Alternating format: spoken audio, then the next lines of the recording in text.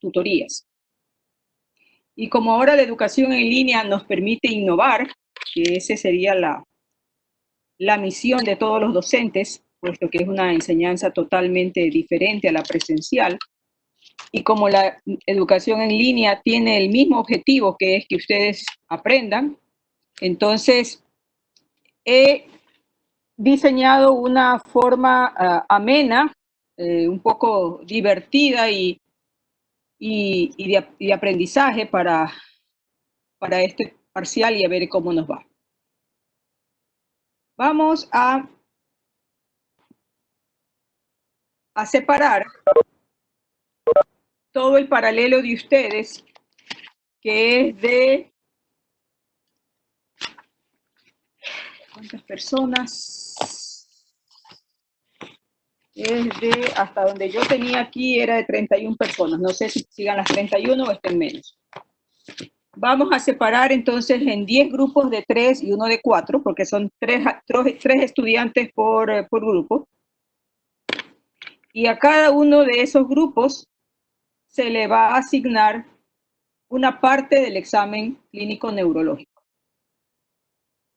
Y entonces ustedes me van a decir, bueno, ¿y cómo yo sé si yo nunca he examinado un paciente? Hay algunos que dicen que sí han examinado pacientes, otros dicen que no, y bueno, y les agradezco que sean sinceros, pero me da igual si lo han hecho o no lo han hecho, porque el fin de esta cátedra es que salgan de aquí aprendiendo por lo menos lo elemental. Entonces, a cada grupo se le va a asignar una parte del examen físico, y ese grupo tiene que hacer un video. Tiene que crear un video en el cual realicen esa parte del examen físico.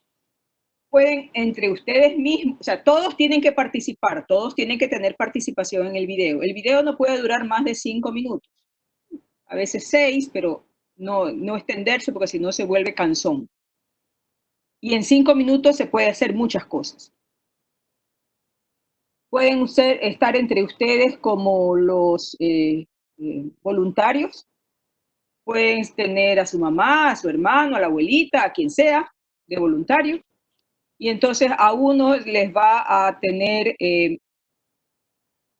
darles la parte de la función mental. Otros van a tener que hacer pares craneales y así sucesivamente. ¿Cuál es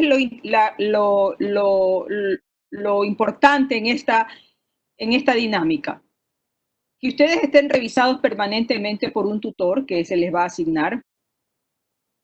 Y ese tutor va a estar en constante conversación con ustedes durante el resto del parcial hasta que les toque presentarlo formalmente.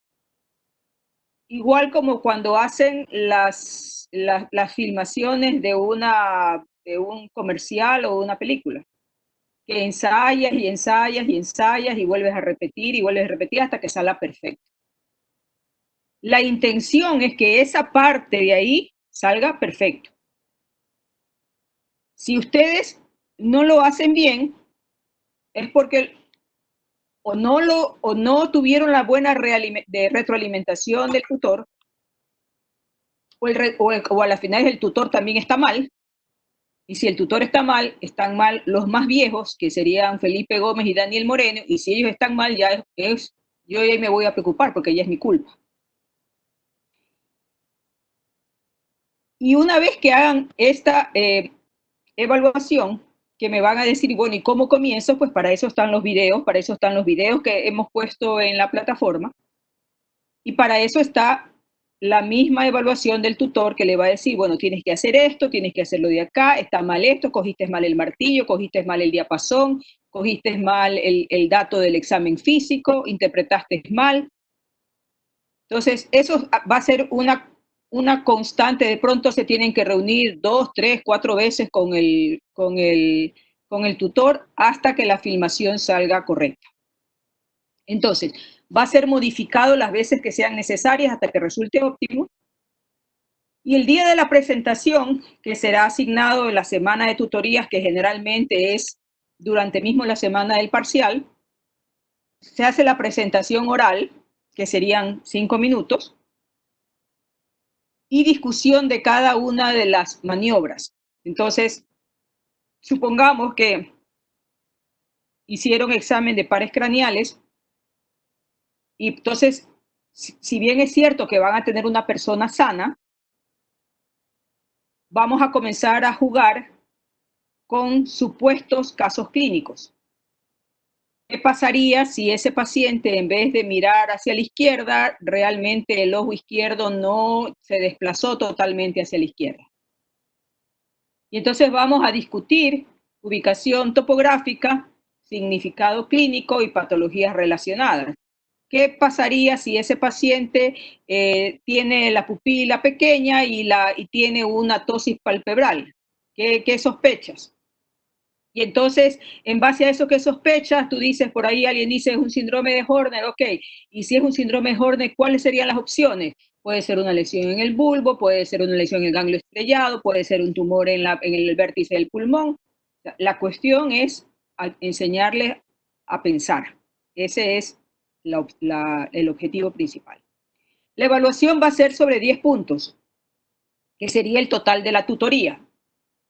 2 puntos se ganan en el proceso de retroalimentación, que el tutor me va a decir a mí si hubo buena predisposición de los chicos, estuvieron siempre en constante contacto, siempre estuvieron corrigiendo lo que yo les decía, o sea, que exista una retroalimentación constante. 4 puntos va a ser la presentación del video per se. Y esos 4 puntos, si ustedes lo han hecho de manera óptima, porque lo van a repetir y repetir y repetir hasta que salga óptimo, se los van a ganar. O sea, 4 puntos los tienen de ley. Y otros 4 puntos van a ser los de la discusión. Con lo cual, cada presentación va a durar pues alrededor de 10, 15 minutos como máximo.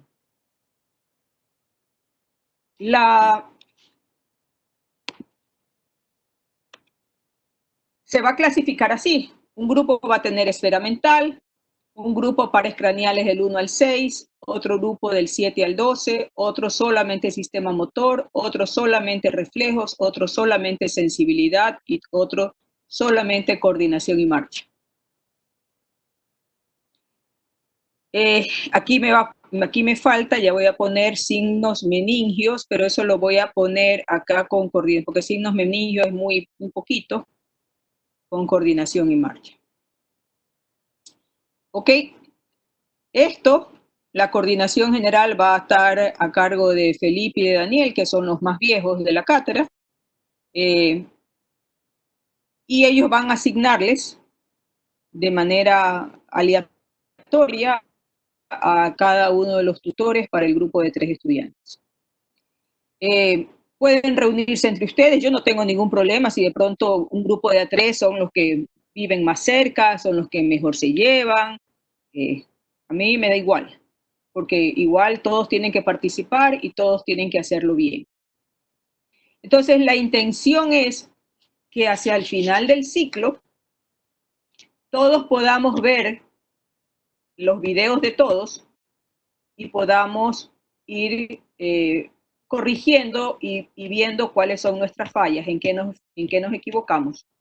Y finalmente terminamos aprendiendo. Yo espero que para el segundo parcial pudiera, ojalá, ya que Felipe y Daniel trabajan en el IES Los Ceibos, pudieran ver por lo menos un paciente, así sea por partes, porque ya sabemos que no podemos estar tanta gente en un mismo ambiente juntos, pero por partes para poder examinar un paciente como tal, o sea, una patología. ¿Preguntas al respecto? Sí, doctora, disculpe, es que yo ahorita estoy en Salinas y nosotros estamos en semáforo rojo, no sé cómo hacer porque mis compañeros están en Guayaquil, entonces también incluso tengo compañeros que están en Estados Unidos ahora y no sé cómo haríamos para reunirnos, a no ser que grabemos por separado nuestros videos. No sé si puede ser una posibilidad. No sé, pues porque en teoría podrían hacerlo por separado, se divide en esa parte en 3 partes y cada uno lo hace por separado, pero ya ahí O sea, no hay como, ajá. ahí no hay como una secuencia, ¿no? Lo interesante es ver la secuencia. Habrá que ver si es que yo no creo que el semáforo rojo dure mucho tiempo y ya los vuelos internacionales ya se van a abrir. O sea que yo no creo que más de 15 días nos mantengamos así. Es probable que después de 15 días las cosas sean diferentes. Espero, porque si hay un nuevo brote, creo que todos nos vamos para atrás otra vez. Sí, ojalá. ¿Alguna otra pregunta? Flavio, preguntas. Los videos van a ser más o menos como los que nos puso en la plataforma, ¿verdad? Ah, Los de esa universidad de Estados Unidos, ajá, es que más o menos unos que la eran misma unos secuencia. grupos de alumnos que... Tú coges de patrón eso, tú coges de patrón eso y coges y yo lo que voy a intentar hacer es, como yo ya empiezo también ya a trabajar en el consultorio, yo voy a hacer Ujú, una filmación personal de un examen físico neurológico general, ¿ya? Para que ustedes lo contrasten con bueno, con las cosas ya un poco más detalladas de lo que existe en el video y todo lo que ustedes saben. O sea, yo ya les he dicho que el examen físico, cada quien tiene un estilo diferente, pero el objetivo es buscar los mismos signos y los mismos datos que nos ayuden a la orientación clínica, ¿no? ujú, está bien. Alejandra, Sí, doctora. ¿alguna pregunta? Yo Al quería Sebastián, preguntar, dígame. ¿a qué se refería con ese orden sincrónico del video respondiendo a la pregunta de Alejandra? Me refería a que, por ejemplo, lo ideal es que, a ver, cuando tú tienes un paciente, una sola persona le hace el examen neurológico, ¿verdad? A ese paciente no le están haciendo diferentes personas partes del examen neurológico. Entonces, en la secuencia, por ejemplo, de tercero, cuarto y sexto par, que van juntos, definitivamente eso lo va a hacer solamente una persona, porque imposible que haya uno que le haga solamente el 3, otro que solamente el 4, otro el 6, cuando eso es una secuencia. Y lo ideal es que exista una secuencia ordenada para que sea, digamos, fluido el examen físico, lo que se vea. Pero sí, yo entiendo las limitaciones del momento y habrá que hacerlo así, pero por lo menos esa parte que la aprendan bien, o sea, que sea ¿qué es lo que yo quiero? Que esa parte específica que ustedes van a examinar, la tienen que estudiar, pues, o sea, no es solamente de hacer el acto por actuar. O sea, van a tener que ir a buscar en libros de semiología qué tan profunda es la examinación de esos pares craneales. ¿Qué cosas nomás se puede encontrar en la examinación de esos pares craneales? ¿Ya? O sea, van a tener que escudriñar. Cuando tú ves libros de semiología, por un par craneal es un capítulo. ¿Ya? Entonces tú tienes que escudriñar todo lo que se refiere a ese par craneal. Entonces, ese es el objetivo, que tengan ustedes una visión general de lo que es la función de una parte determinada del sistema nervioso y una función y una apreciación también segmentaria de lo que les toca. Sí, gracias. ¿Ok?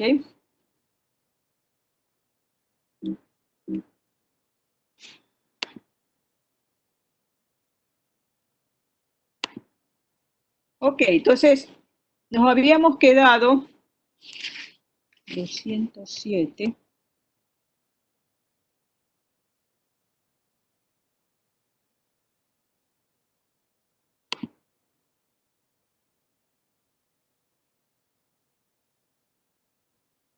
Por ejemplo, quien haga las pruebas de función mental tiene para divertirse, porque ahí pues coges al abuelito y le haces todas las pruebas y ves cuánto tiene de moca, cuánto tiene de mini mental, si quieres agregarle otro test de función mental porque lo has encontrado en el libro, lo has estudiado, perfecto. O sea, mientras más cosas le pongas es mejor.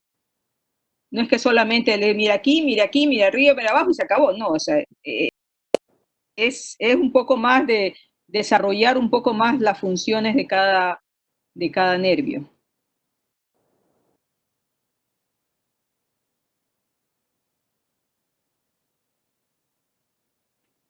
Aquí yo no les había enseñado ya pude retomar estos videos que no sé por qué se habían descargado, seguramente porque los cambié de formato. Esto es lo que yo les decía de las fasciculaciones en la lengua.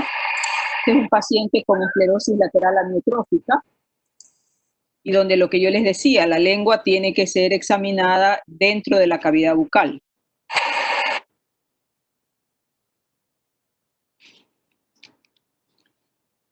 Siete.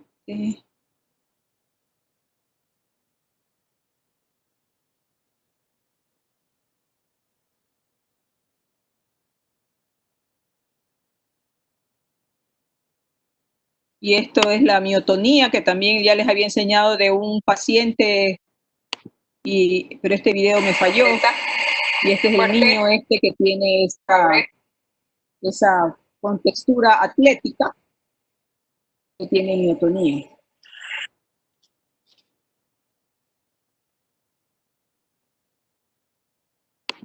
Este video también me había fallado. Esta es una mujer diabética. Hacia adelante los brazos, eso. Tóquese la nariz. Por descompensación glicémica pueden tener cuadros de movimientos involuntarios tipo balismo o corea. Tranquilo.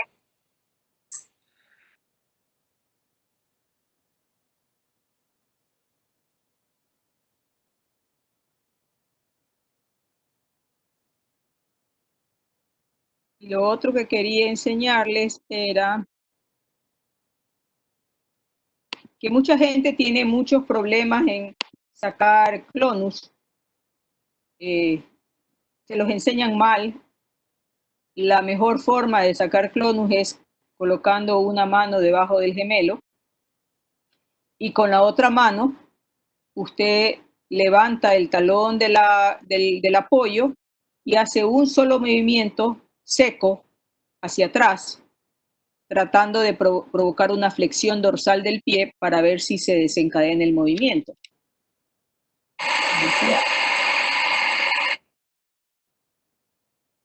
Y ahí se hace. Muchas veces los chicos tienden a coger el pie y lo empujan pasivamente y lo sostienen así como que así van a obtener el clonus. Es un solo movimiento. Si hay espasticidad, el clonus se produce. Y lo mismo con la respuesta plantar extensora.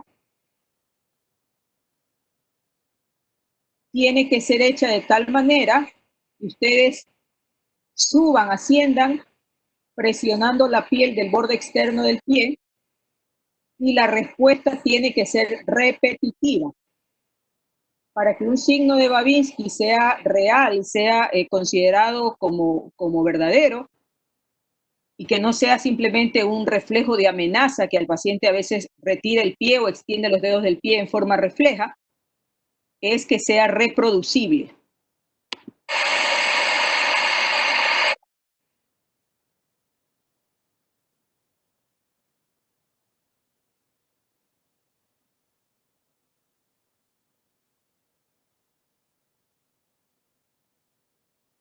El signo de Babinski tiene mayor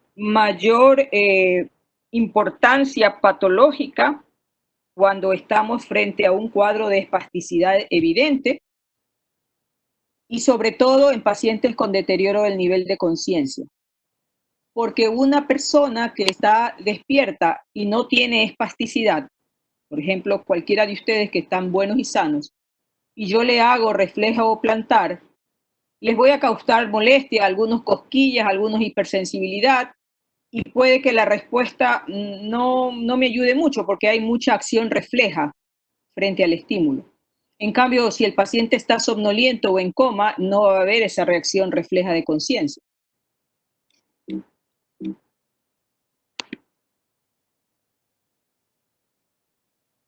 Fíjense en esta paciente, la marcha espástica que tiene.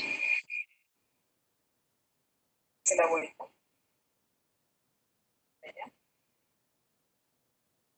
En las marchas espásticas tienden a cerrar las piernas porque funcionan más los aductores del muslo. Puede caminar en punta de pies. Y, por ejemplo, acuérdense que en los niños, si no lo han visto, no lo saben, en los niños la parálisis cerebral infantil, que es espástica, produce la marcha en tijeras. Y esta misma paciente, por supuesto, tiene clonus y tiene Babinski.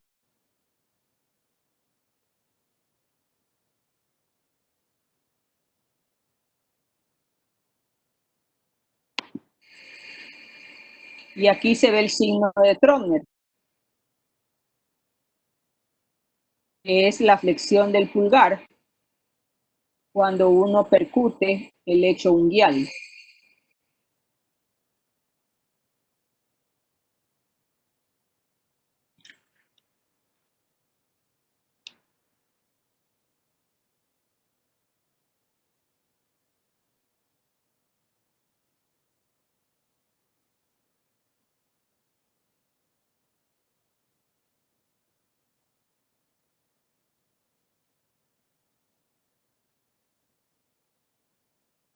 Ok.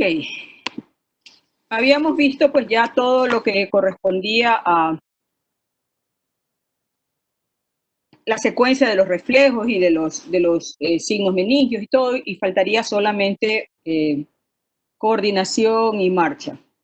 En el estado de la postura, antes de examinar la marcha, uno evalúa ya al paciente, como les decía, desde el principio, cuando ya entra a la consulta y uno ya lo ve cómo entra y cómo se desplaza. Y uno tiene que observar si la postura es una postura que está recta, si tiene alguna desviación, si tiene alguna postura distónica, si tiene algún tipo de postura antiálgica porque tiene dolor, si tiene una postura hacia adelante, como por ejemplo en los pacientes parkinsonianos. O sea, es muy importante fijarse en ese detalle. Nosotros vamos a evaluar el test de Romberg, sabiendo pues que es un test que va a evaluar la sensibilidad propioceptiva, y vamos a observar la marcha y cuánto el paciente balancea sus brazos. Normalmente todos balanceamos nuestros brazos y los balanceamos más o menos simétricamente. En los pacientes con Parkinson, por ejemplo, el balanceo está disminuido. Y el Parkinson siempre empieza por un lado. Y entonces la pérdida del balanceo va a ser en un brazo principalmente que diferente al otro. Entonces el paciente tiende a colocar el brazo cerca de su cuerpo y de ahí y no balancearlo a la par que camina. Luego usted examina al paciente caminando de talones y de puntillas y finalmente termina con la marcha en tándem. Para hacer la prueba de estabilidad postural, que se hace generalmente en los pacientes con Parkinson y con enfermedades degenerativas, porque pierden la estabilidad postural, uno se coloca detrás del paciente, de espaldas, y le dice que tenga más o menos juntos los pies, no tiene que estar en posición firme, pero sí en posición de pie, más o menos juntos los pies, y usted lo empuja, cogiéndolo de los hombros, le hace un empujoncito hacia atrás, o sea, hacia usted. Y normalmente una persona no tiene por qué caer. Una persona puede dar un paso hacia atrás y balancearse otra vez, coger el equilibrio, y a veces se permite hasta 2 pasos hacia atrás. Pero si la persona se va hacia atrás y hace 2, 3, 4 pasos y si no fuera por uno, no se sostiene y se cae, eso ya es pérdida de la estabilidad postural. Eso ya es un signo patológico. Y la pérdida de la estabilidad postural se ve tanto en los cerebelosos como en las enfermedades del cordón posterior o como en las enfermedades degenerativas en general.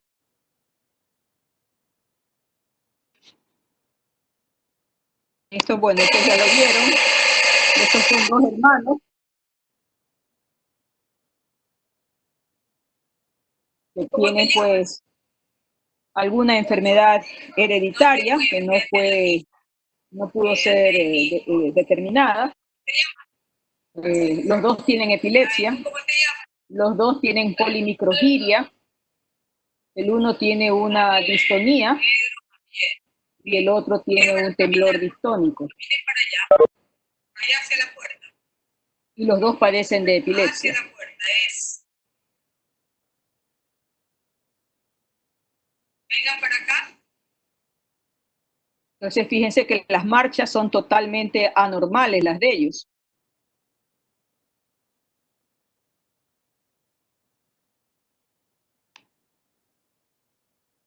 Solamente camino. Uno. Venga.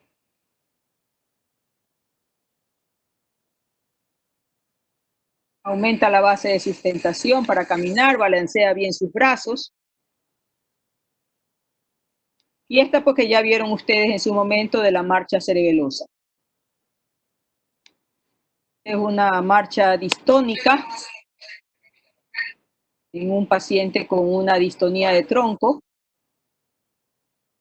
y espasticidad.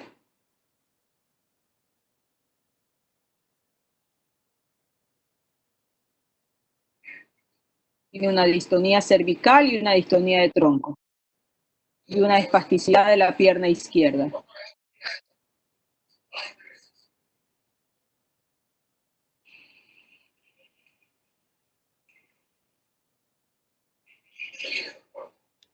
Bueno, dolor en cervical, sí. Este es un paciente con Parkinson.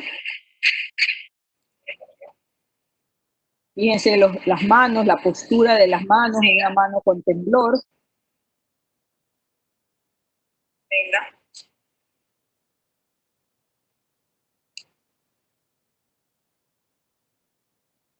Y entonces usted podría decir después de eso si la marcha de su paciente es una marcha parética, atáxica, espástica, una hemiparesia o una paraparesia, si la marcha es parkinsoniana, si va hacia adelante con propulsión y festinación,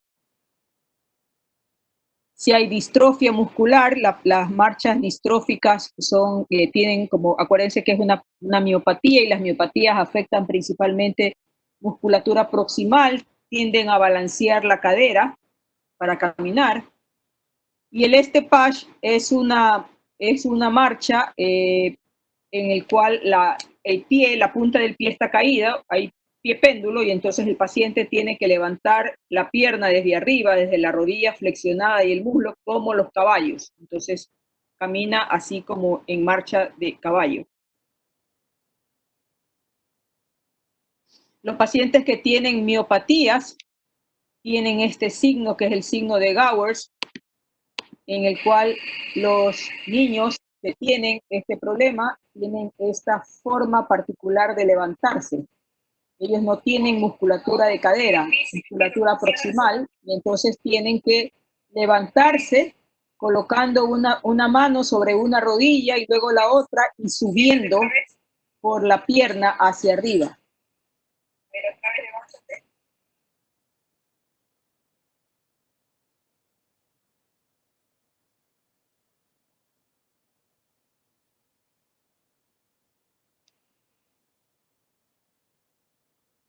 Este es otro niño con un Duchenne. A ver, párate. Fíjense lo difícil que se le hace levantarse. Que tienen que ponerse otra vez en 4.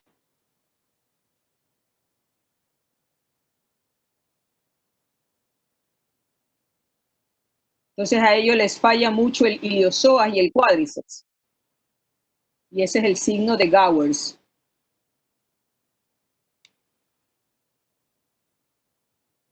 Entonces, con esto ustedes terminan localizando a su paciente en la parte neurológica, si es de neurona motora superior o neurona motora inferior. Van a poder decir si la lesión es cortical versus subcortical. Podrán decir si el nivel de la lesión es neurona motora superior o inferior. Y pues, dentro de cada uno de los segmentos superior e inferior, podrán determinar dónde está la lesión.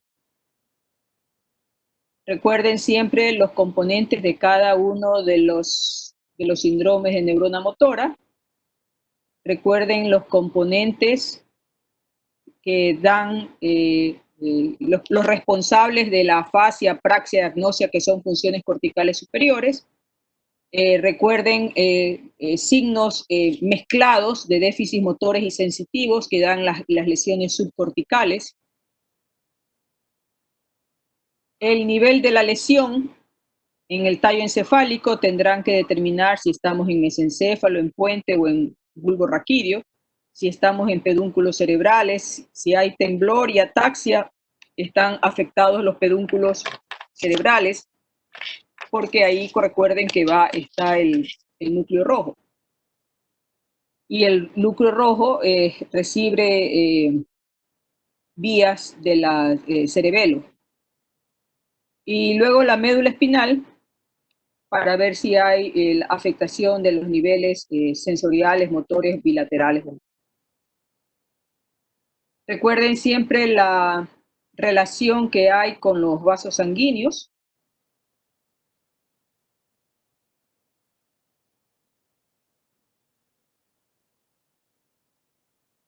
Y si el nivel de la lesión de ustedes es de neurona motor inferior, tienen que determinarlo si es en asta anterior, si es en raíces nerviosas, en plexo o en nervio periférico. Si es en unión neuromuscular o es en músculo.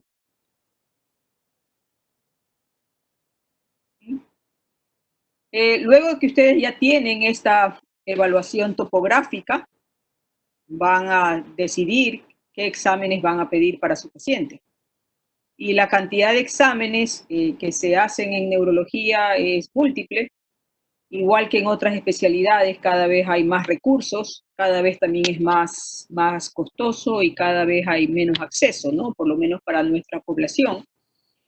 El estudio de la genética ha crecido muchísimo, el estudio de la inmunología ha crecido muchísimo, y pues eso hace que existan muchos marcadores, tanto genéticos como inmunológicos, que explican o que forman parte de la fisiopatología de determinadas patologías y que podrían ayudar al diagnóstico. Sin embargo, no todos el llegar al diagnóstico como tal no siempre te asegura que vaya a haber una solución, ¿sí? Por ejemplo, ese chico con la con la distonía del tronco, ese chico lo más probable es que tenga una distonía por alguna mutación genética. Y sí, con fines de investigación, al paciente como tal no le va a representar mayor cosa, o sea, le vamos a poder dar nombre y apellido. Entonces, eso ha hecho que los test diagnósticos, pues, mientras más sofisticados sean, también se pretenda que tener al alcance soluciones, y no siempre las tenemos. Además que eso siempre está en constante cambio. Los básicos son las neuroimágenes, que de esas pues siempre las vamos a tener. El electroencefalograma. Los potenciales evocados tuvo una época que eran muy utilizados, ahora cada vez están siendo relegados porque han sido suplantados ya por otras técnicas. La electromiografía es la extensión del examen neuromuscular, entonces es como un complemento para quien ve una patología de nervio y músculo. Y el líquido cefalorraquídeo es una prueba diagnóstica de muchísima utilidad para muchísimas enfermedades, no solamente infecciosas, sino también vasculares. Doctora, Dígame. con respecto a la clase pasada en los reflejos, ¿Para qué era el uso de la maniobra de Jendrassik? Perdóname, no te escuché. ¿Para qué es el uso de la maniobra de Jendrassik? La maniobra de Jendrassik es una maniobra que te permite distraer un poco del estado de tensión que pudieras tú aplicar a los músculos y evitar que se produzca el reflejo adecuadamente. Y fue ideada básicamente para el reflejo patelar. Cuando tú tienes una persona muy tensa, es posible que esa persona no se relaje y para obtener tú un buen reflejo, tú necesitas los músculos relajados. Si la persona está tensa y sostiene mucho el brazo o recoge mucho el muslo, por más de que tú percutas, no vas a encontrar reflejo. Entonces, el Jendrassik lo que hace es que el individuo se le dice que coloque una mano con los dedos, agarre otra mano también con los dedos y que trate de alar hacia afuera sin separar los dedos. Y cuando haga esto, yo le diga tire o jale, yo le percuto el pie, o sea, la pierna, o sea, la rótula. Y entonces al paciente, al hacer esta maniobra, distrae su atención a hacer la fuerza muscular acá y me deja relajado el muslo y yo puedo obtener el patelar. Eso a veces es necesario generalmente en gente joven o a veces en personas que uno no le encuentra el reflejo patelar y uno puede dudar si realmente es que no existe, está arrefléctico o es que yo no lo pude sacar el reflejo patelar. Gracias. Entonces, bueno, la próxima clase que ustedes van a ver imágenes, van a poder tener una evaluación de lo que es la tomografía, la resonancia, cuando hay indicaciones para tomografía, cuando hay indicaciones para resonancia, cómo se ve una tomografía normal, cómo se ve una resonancia normal, y unas cuantas patologías. Tampoco pretendemos que se diagnostiquen todas las patologías, de eso no se trata, pero sí de las cosas más frecuentes como es cerebrovascular, que es lo que más van a ver ustedes en su vida de médicos generales, internos o rurales. La angiografía es complementaria a los estudios de resonancia y de tomografía. Puede ser una angioresonancia, como en el caso de este. La angioresonancia puede ser simple o puede ser también contrastada.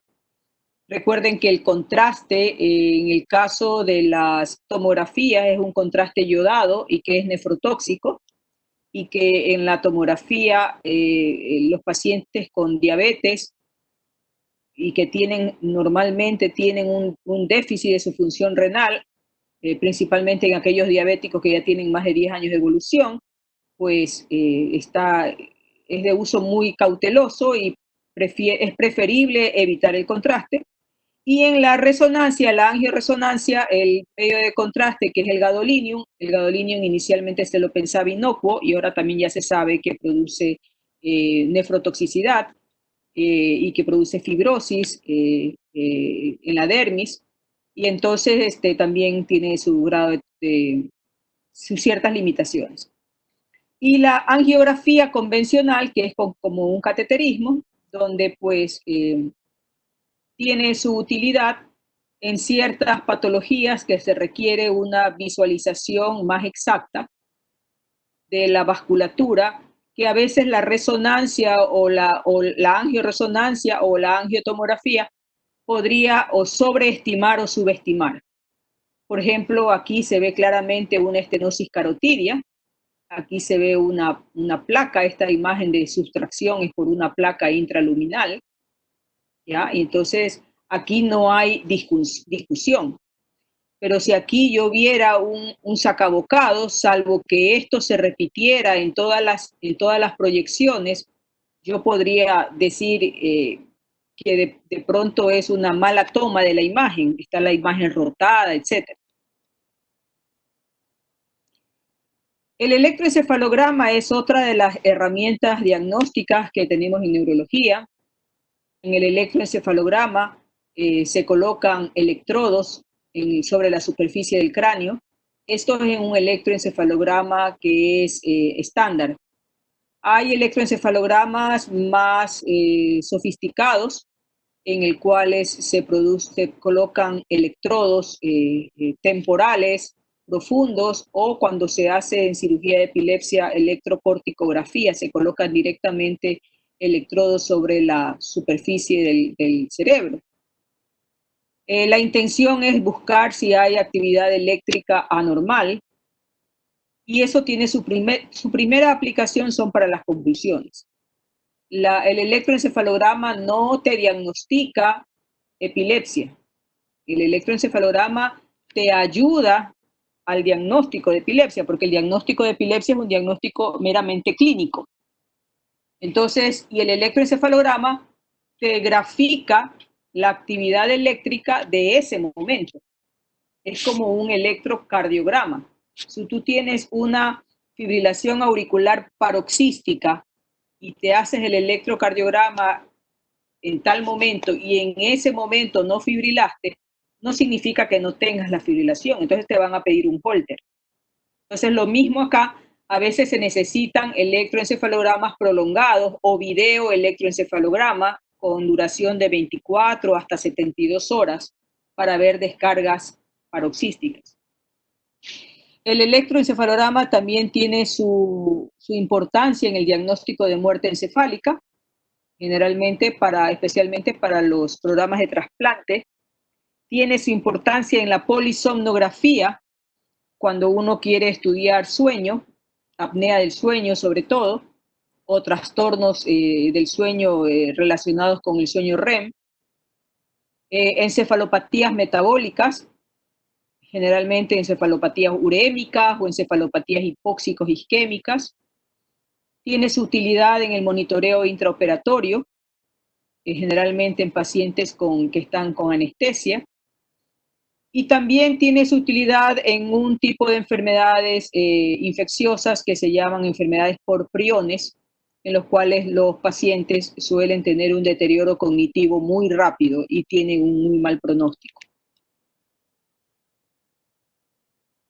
Los potenciales evocados son un grupo de exámenes que pueden ser visuales, auditivos o somatosensoriales, en el cual se produce, lo que estudia es la respuesta eléctrica del cerebro frente a un estímulo, en este caso visual, en este caso auditivo y en este caso somatosensorial.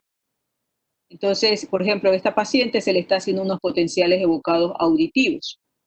Entonces se le coloca unos audífonos y se le manda un estímulo auditivo que generalmente son unos clics que vienen a una frecuencia sostenida, y esto se grafica en la computadora por medio de ondas.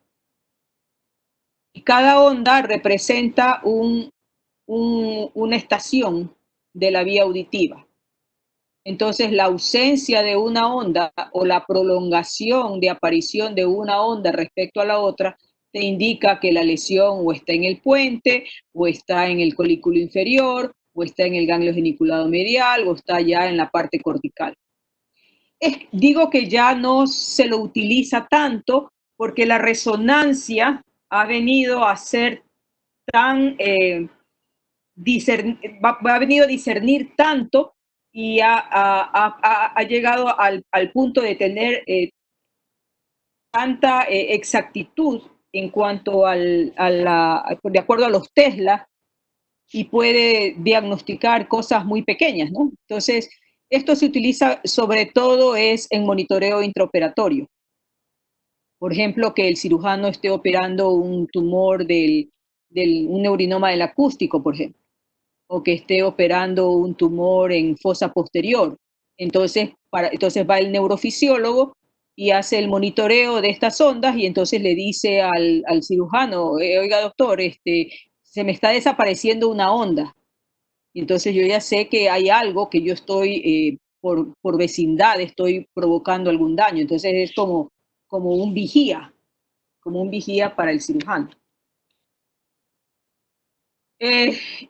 Lo que les decía de la electromiografía y de la velocidad de conducción son exámenes que se utilizan para sistema nervioso periférico. Y esto es un examen que lo que indica es una extensión del cuadro clínico. Por ejemplo, si yo tengo un paciente que tiene una neuropatía del mediano y tiene un túnel del carpo y tiene toda la sintomatología del túnel del carpo, y yo comienzo a estudiar eléctricamente este nervio y veo que efectivamente está restringida, está disminuida la velocidad de conducción en el carpo, entonces sí es el túnel del carpo. O sea, ya tengo una prueba neurofisiológica que me dice que efectivamente la conducción está disminuida. Y en la electromiografía, este es un paciente que tiene muchas actividades de inervación, un paciente con esclerosis lateral amiotrófica. Entonces, yo puedo decir si ese paciente tiene una enfermedad de neurona motora inferior.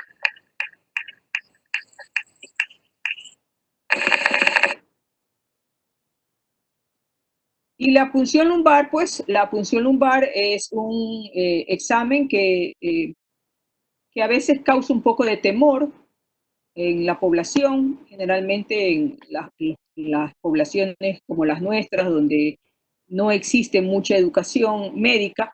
El tema esto de que me sacan el líquido y me van a quedar sin líquido, o que me van a dejar parapléjico, o que me hicieron una punción lumbar hace mucho tiempo y desde ahí no me deja de doler la espalda. O sea, una serie de mitos que se crea alrededor. Cuando es un examen de lo más elemental, los anestesiólogos lo hacen todos los días, en las parturientas se las hace toda la vida. Entonces, pero en el caso de neurología clínica sirve muchísimo para estudiar ese líquido cefalorraquídeo, puesto que el líquido cefalorraquídeo tiene, al igual que en la sangre, tiene células, tiene proteínas, tiene glucosa, y cada uno de esos parámetros se modifica en función de las enfermedades, por ejemplo, en infecciones bacterianas, infecciones virales, en tuberculosis, en hemorragia subaracnoidea, en trauma, o sea, en todo se modifica. Entonces es como un complemento y es fundamental el estudio del líquido cefalorraquídeo en las neuroinfecciones. Fíjense que aquí, acuérdense que el líquido cefalorraquídeo se forma a partir de la sangre. Comienza en los plexos coroideos, que es como un filtro, y hace el recorrido de todo el espacio subaracnoideo y termina reabsorbiéndose en las vellosidades subaracnoideas. Y entonces el líquido cefalorraquídeo contiene los mismos constituyentes de la sangre y en proporciones que no difieren mucho. O sea, sí hay algunos cambios, pero por ejemplo la osmolaridad es la misma. El sodio es más o menos lo mismo. El potasio quizás es un poquito más ácido y de ahí pues podría tener lo mismo. Pero por ejemplo, ¿qué es lo que se utiliza mucho en neuroinfecciones? Es la glucosa, porque la glucosa es las 2/3 partes de lo de la sangre y la glucosa es lo que más consumen las bacterias. Entonces un líquido cefalorraquídeo con una glucosa muy, muy baja, lo que me abona a que tienes una infección bacteriana.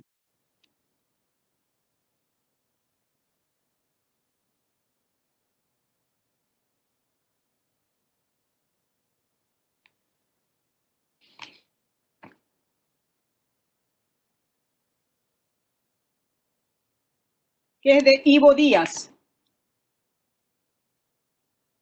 Aquí A ver, déjame verte que no te veo. mi computadora no tiene cámara, pero claro, no Sí sé sabes cómo. que no puedes dar examen si no tienes cámara, ¿no? Sí, pero tendría que pedirle la computadora para estar normal. Bueno, ok. Dime, ¿dónde está la lesión en ese paciente?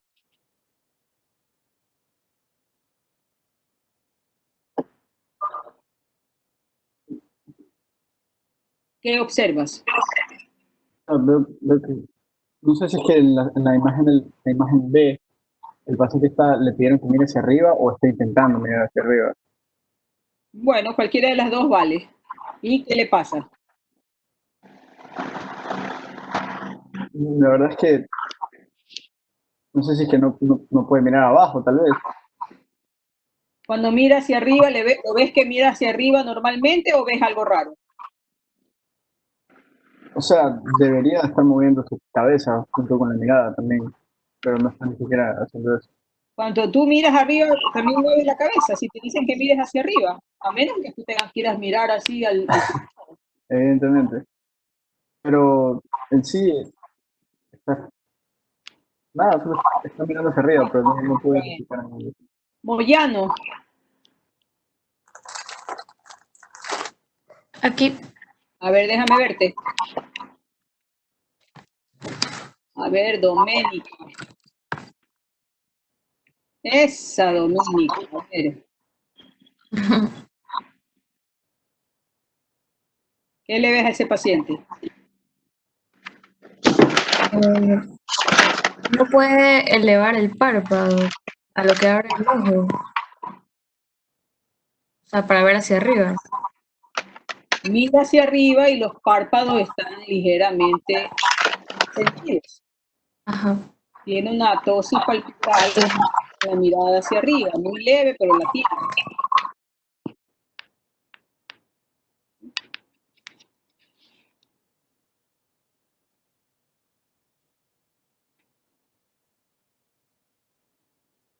López. Ricardo López. Sí, doctora. A ver, déjame verte. ¿Cómo eres? Ahorita está, no sé si ya aparezco. Ahí apareces. Ok, ¿qué te llama la atención en este paciente? Ese paciente parecía tener un pectum excavatum, una mala postura también, Tiene un pectum excavatum, ¿qué más? una postura, no sé, parecería un poco voluminoso el abdomen y los hombros caídos. Los hombros caídos, ¿qué más? Mm,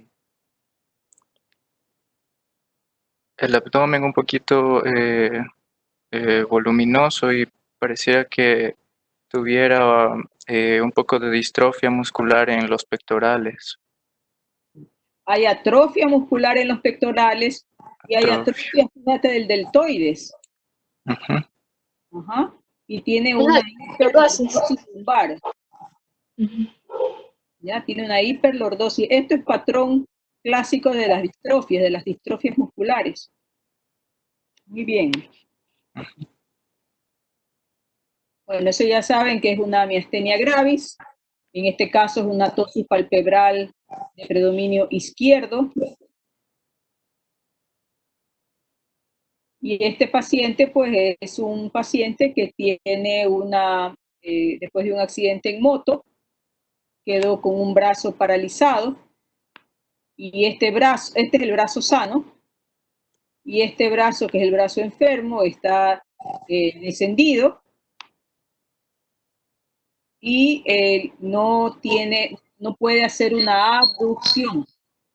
Y si no puede hacer una abducción del brazo, ¿qué nervio está afectado?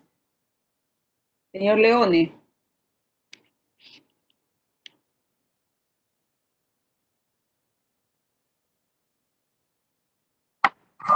Doctora, al alumno Leones se le dañó el internet. Si quiere le puedo, no sé, mandar la foto de lo que me mandó. Señorita Durán, ¿todavía hay una señorita Durán o ya no está? Sí. Sí, a ver, María Durán, déjame verte. Virginia. María Virginia.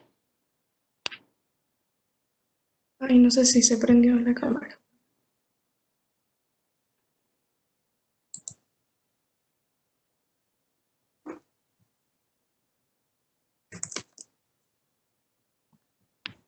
Ya salió. No, ahí estás. Ya te vi. A ver, Virginia, este señor no puede... Es que no me... ¿Qué cosa? Abducir, eso, no puede abrir el brazo. No puede abrir el brazo, no puede hacer esto. No puede hacer esto. ¿Y qué músculo funciona para hacer esto? Para levantar el brazo en 45 grados. El bíceps. El deltoides. El deltoides. Deltoides. El deltoides. ¿Y el deltoides quién lo inerva? Nervio axilar. El nervio Axilar. axilar, sí. Nervio axilar. Circunflejo. Ok, Braquial. el nervio axilar. Axilar. Y si este paciente, aparte de la afección del deltoides, también este paciente no puede flexionar el codo, ¿qué músculo está afectado? Bíceps. El bíceps. ¿Y el bíceps quién lo inerva? El braquial. El Plexo braquial. Plexo El braquial. plex. El músculo cutáneo. Y el músculo cutáneo y el axilar, ¿a qué pertenecen? Plexo braquial. Al plexo braquial. Este paciente tiene una plexopatía braquial y la plexopatía braquial de este paciente sería del cordón superior, del tronco superior, medio o inferior.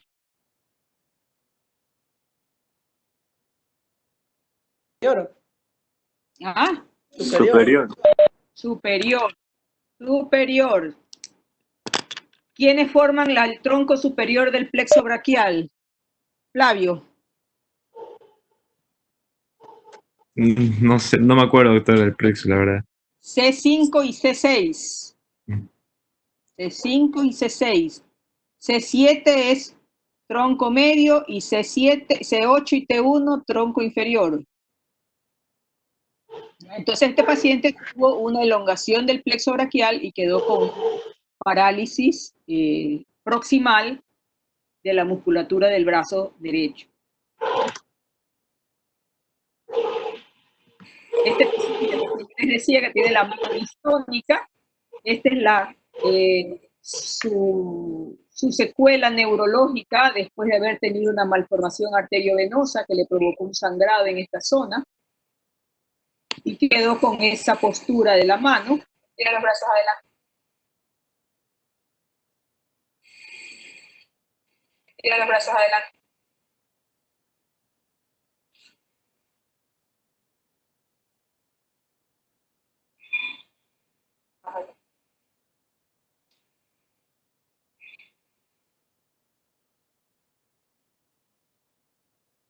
Este paciente es un paciente con un espasmo hemifacial. Recuerden que el espasmo hemifacial puede provocar un aumento de los surcos por la contractura constante y darte una cara asimétrica y uno a veces confundirse con que es una parálisis facial.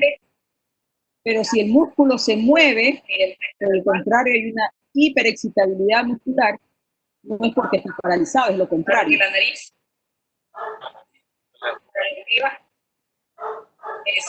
En estos pacientes ocurre una reinervación anómala y entonces hay nervios que al mismo tiempo inervan el orbicular de los párpados y el elevador del labio, por ejemplo. Y entonces por eso que el paciente, cuando se le pide que cierre los ojos, se le mueve la boca. Eso ocurre generalmente en las reinervaciones también después de una parálisis facial.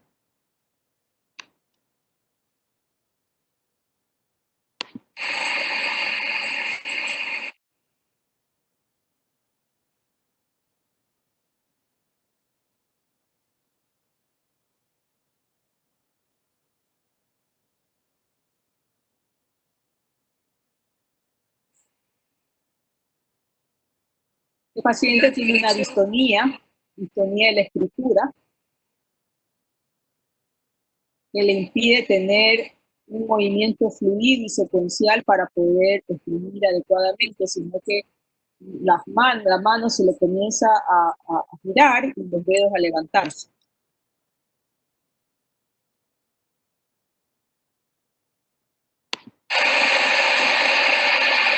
¿Cómo se llama usted? Sí, ¿verdad? ¿Cuántos años tiene? ¿Cuánto tiempo ya tiene con los movimientos? Es una distonía cervical. Y este es el mismo chico que vieron hace un momento. Siga. Venga. Aquí lo más impresionante es Otra vez. el esternocleidomastoideo hipertrofiado, lo que te da a entender que la distonía tiene largo tiempo de evolución. Ya quédate ahí parado.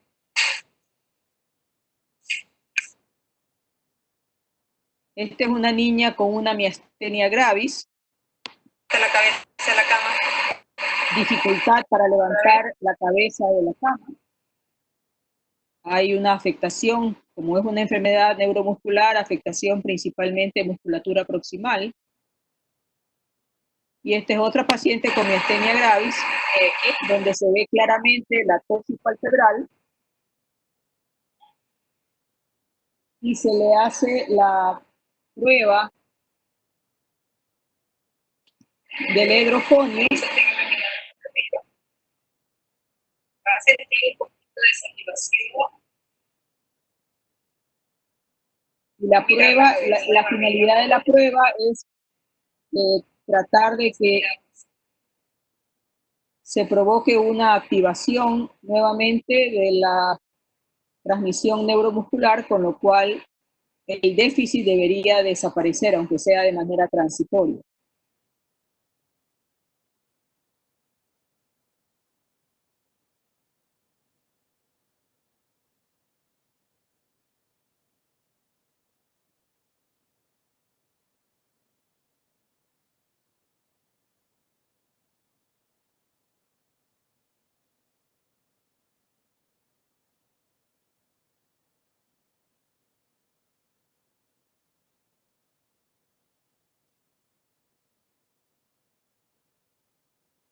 Y ahí está.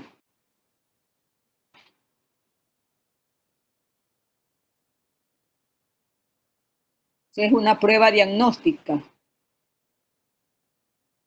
con un anticolinesterásico.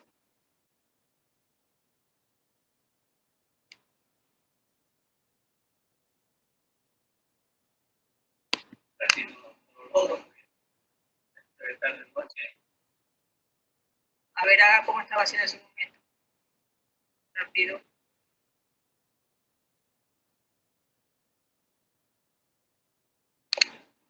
Al otro lado.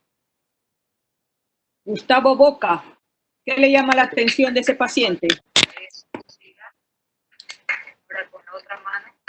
Sí, doctora, parece que tiene un problema con la coordinación. Ajá, ¿qué más? Pues la verdad eso, que parece que tuviera una disdiadococinesia.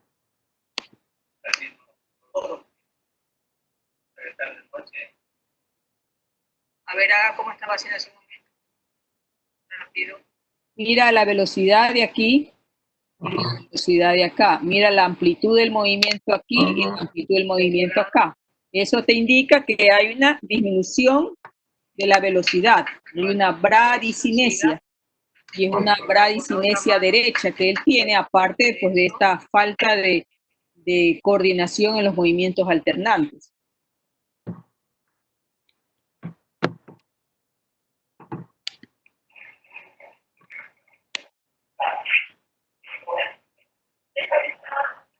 Nicolás Santelli, Aquí está, doctora. déjame verte. A ver. ¿Está mi cámara? Sí, quiero verte tu cara. Ahí está, ahí está. Ay, Ahí ya la puse. ¿qué es ese peinado que te has hecho? Nada, tengo el pelo más largo arriba que a los lados. Bueno, está chévere. A ver, Gracias. ¿qué tiene este paciente?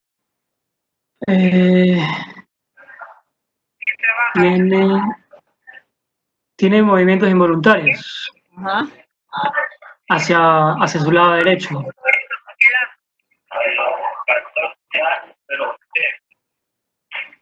¿Y con qué empezó? Eso. También movimientos involuntarios de la cara, de la boca. ¿Hasta qué año? Desde ahí hiciste. ¿Y en qué momento decía te da pared?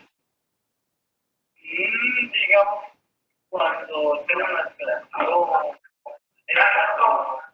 ya ahora uno ya no podía atender, ya el momento de atender ya estaba más, ponía más nervioso.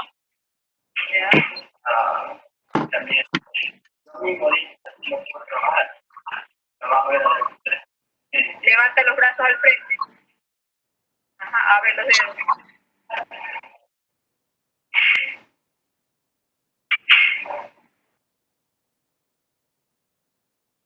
Tócate con el dedo en la nariz. Ya, estira el brazo. Con el otro brazo. Ok, baja los brazos. Baja los brazos ahí. ¿Qué tiene Boca? Con los brazos sobre la Peli le dijo movimientos involuntarios. Pareciera que tuviera una afectación del nervio accesorio por lo que está teniendo contracciones del cuello. No puede ser Parkinson. No, ¿quién dijo Parkinson? Jovencito. ¿Quién dijo Parkinson? Es porque pensé que tenía hipertonía. ¿Quién dijo? Bonilla. Bonilla. No, o sea, está bien que hayas dicho Parkinson, no tienes por qué saberlo, pero me gusta que por lo menos sepan que por ahí anda. Huntington. Extrapiramidal. Es una disartria. Ganglios de la base. Afectación de los ganglios. Ganglios de la base. Tenía cervical. Tiene varios tics. Tourette. Flavio, ¿Cosa? ¿qué tiene el paciente? No podía ser un Huntington. Nah, no. Sí, es Huntington. porque Tourette. puede ser Tourette, sí. Un Tourette, ese chico tiene un Tourette. ¿Ves los tics faciales? Tics fonatorios.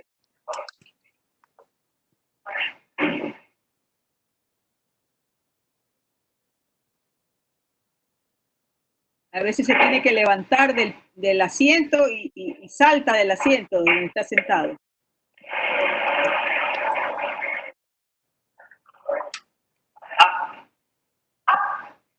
Y ahí están los fonatorios y los tics motores. Tiene ecolalia. Este chico no tenía ecolalia, tenía un poco a veces de coprolalia. Y tenía también ¿Eres zurdo o diestro? tics motores inadecuados. Coprolalia también es de Tourette. También el del Tourette. Sí.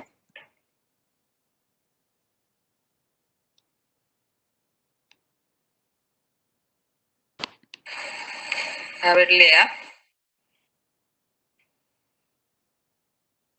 Dentro de los estudios neurofisiológicos se encuentra lo que directamente estimula la función nerviosa de distintas células del cerebro, tanto en el como en su son nivel diferentes del cerebro, como la tomografía como el resonancia.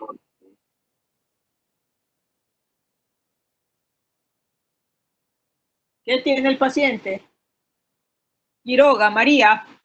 ¿Dónde está María? Aquí, A ver, déjame verte. pero la mitad de mi cámara está dañada, no sé Todos, si... Ya la, todos se van a quedar, ¿no? Porque todos los que tengan la cámara pero ya la aprendí, tienen un punto menos en el examen. ya la aprendí, no sé si... A ver, ¿qué tiene este paciente? A ver, ¿Qué te llama la lea. atención? Dentro de los estudios neurofisiológicos se encuentra lo que directamente estimula la función nerviosa de distintas células del cerebro, tanto en son diferentes del cerebro, como la tomografía como el resonancia. Al principio sí se le logra un poco entender lo que quiere decir y también va disminuyendo el tono de la voz y como que se cansa, supongo. ¿Y qué es lo que hace ahí en ese momento? Ah, se está agarrando la barbilla, no sé si se le está como que cayendo. ¿Tú crees? Tiene debilidad del cuello. Tiene debilidad del cuello, está así. Y para poder, se levanta con el dedo, levanta la barbilla, porque tiene debilidad de la musculatura cervical.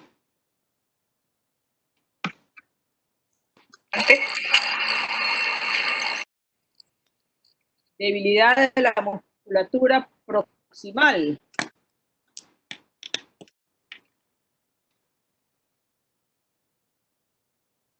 Los brazos. Diferente cuando ya está así.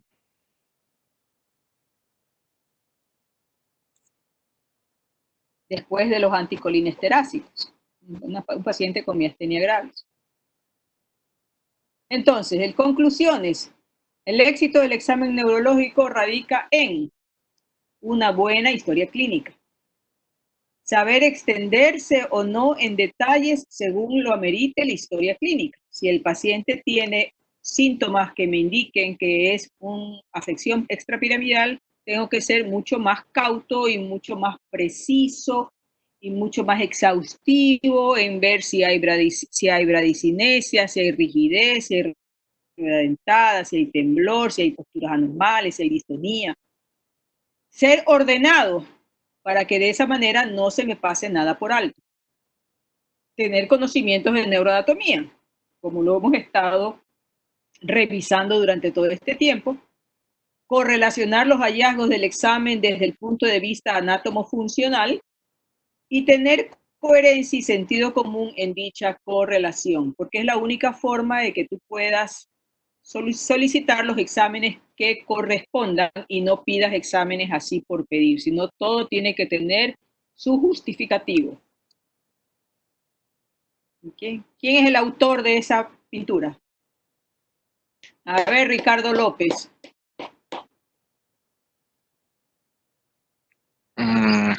Desconozco, doctora. Desconoce, Sebastián.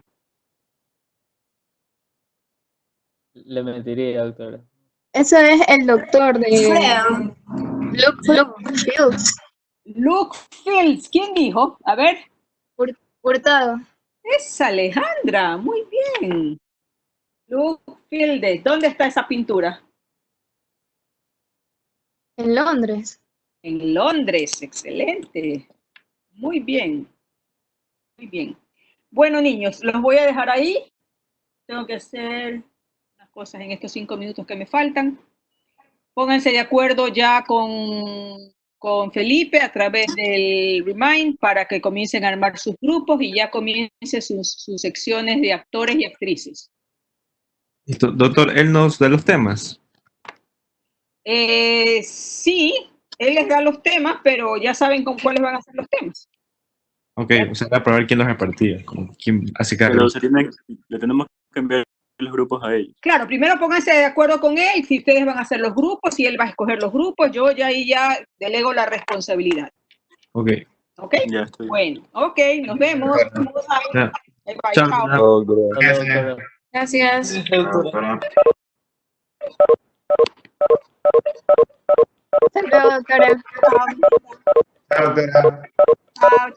Chao, Isaac.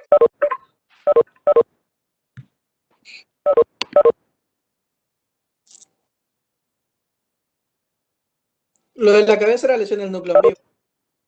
¿Del núcleo en vivo? Sí, cuando no podía sostener la cabeza.